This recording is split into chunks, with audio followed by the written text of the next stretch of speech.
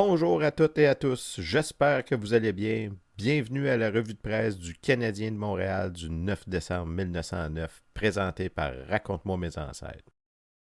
On s'était quitté sur un paquet de petites nouvelles, mais en particulier M. O'Brien, qui est propriétaire du Renfrew, persistait à dire que les Ottawa allaient perdre 3 joueurs, dont Taylor.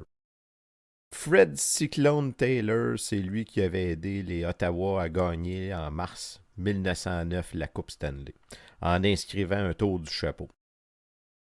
Dans le Canada du 9 décembre, on apprend que M. O'Brien du Renfrew possède une mine qui vaut 7,5 millions de dollars.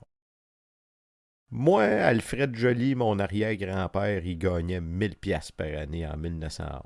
Puis le Canadien, au total, ils ont 3000 pièces à dépenser sur les joueurs. Ça fait que vous devez vous imaginer que lui a engagé Fred Taylor alors qu'on est loin de parler du plafond salarial. Ça lui dérange pas trop. Il y a Didier Pitt que Jack il disait qu'il jouerait pour le Canadien le jour de la naissance du Canadien. Eh bien, on apprend qu'aujourd'hui qu'il a reçu des offres de 3 clubs différents.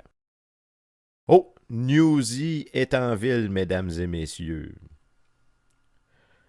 Le National, l'autre club de Canadiens français, cache soigneusement les noms de leurs signés.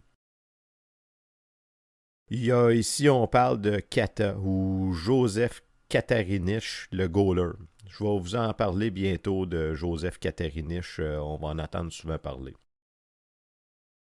Bon, on apprend ici que les conditions pour l'embauche de Canadiens français étaient les mêmes dans les deux ligues.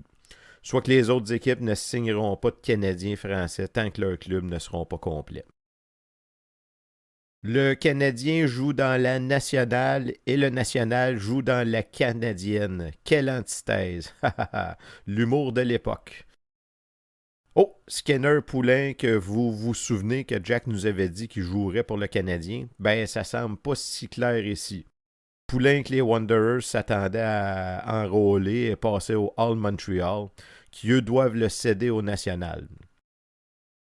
Il y a Albert Miller, qui, on se souvient, était sa clôture la dernière fois. Ben, il est toujours, tout comme Newsy Lalonde, indécis à savoir avec quelle équipe ils vont signer. Puis ça, c'est 2 joueurs que je suis pas mal certain que Jack voudrait mettre la main dessus. Et c'est ce qu'on saura dans les prochains jours. On se revoit dans une prochaine vidéo pour la revue de presse du 10 décembre. Jack, la violette, la vite, très vite, en passant par New Zealand, on est sur ballon, donc elle